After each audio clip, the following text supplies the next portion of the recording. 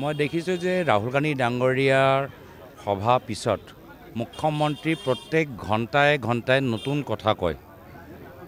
যোৱাকালি দিনৰ ভাগত এটা কথা ক'লে, সন্ধিয়া ভাগত বেলেগ কথা ক'লে, আজি বেলেগ কথা ক'লে, মনটো অস্থিৰ, কথাবোৰো অস্থিৰ।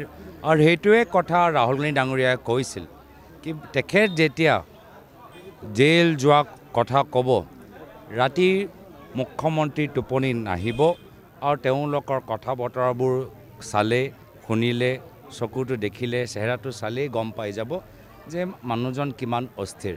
আৰু তেওঁলোকে যে ঘণ্টাই দিনে নতুন কথা ৰাহুল গান্ধী ডাঙৰীয়া সম্পৰ্কত ক'বলৈ বাধ্য হৈছে, সেইটোৱে তেওঁলোকৰ অস্থিৰতা।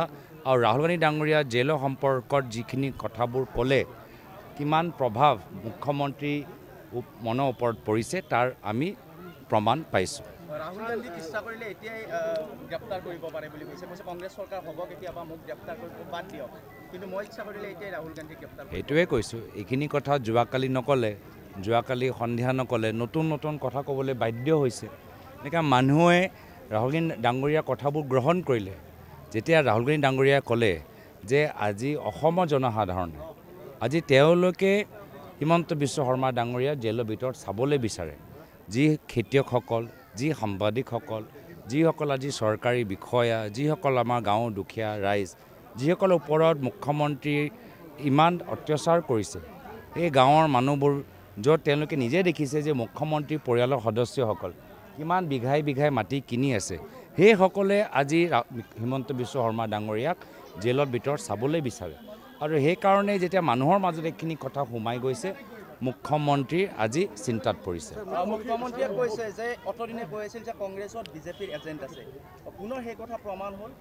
কালিও মুখ্যমন্ত্ৰীয়ে কৈছে যে মোৰ পেহা পেহী খুৰা খুৰী কংগ্ৰেছত আছে।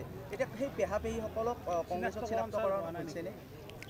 ব্যৱস্থা ল'ব তেখেতসকলৰ বিৰুদ্ধে? ৰাহুল গান্ধী ডাঙৰীয়া যিখিনি কথা মুখ্যমন্ত্ৰী মহোদয়ক শুনাব বিচাৰিছিল সেইখিনিয়ে কথা ক'লে। আৰু মই ভাল পালোঁ যে ৰাহুল গান্ধী ডাঙৰীয়া বিভিন্ন কথাখিনি কৈছিল সেই মিটিঙৰ ভিতৰত, কিন্তু মুখ্যমন্ত্ৰী সেইটোৱে কথা দোহাৰিলে যি কথা তেওঁৰ মনত আটাইতকৈ বেছি প্ৰভাৱ পেলালে, তেওঁৰ নিজৰ জেললৈ যোৱাটো। আৰু ময়ো আগৰ পৰা কৈ আছোঁ যে মুখ্যমন্ত্ৰীৰ ঘৰৰ খবৰ আমি পাই থাকোঁ, ঘৰৰ ভিতৰত কামৰাটো কেনেকুৱা, অহা যোৱাবোৰ কেনেকুৱা, কথাবোৰ কেনেকুৱা, সেইখিনি খবৰ আমি পাই আছোঁ। তো তেওঁতো কাৰ্যালয়ৰ খবৰ, মই ঘৰৰ খবৰ পাই আছোঁ। আপুনি বিচৰা বাতৰি পাব কেৱল নিউজ 18 এপত। নিউজ 18 এপ ডাউনলোড কৰিবলৈ স্কেন কৰক এই QR কোড। গুগল প্লে ষ্টৰতো পাব এই নিউজ 18 এপ।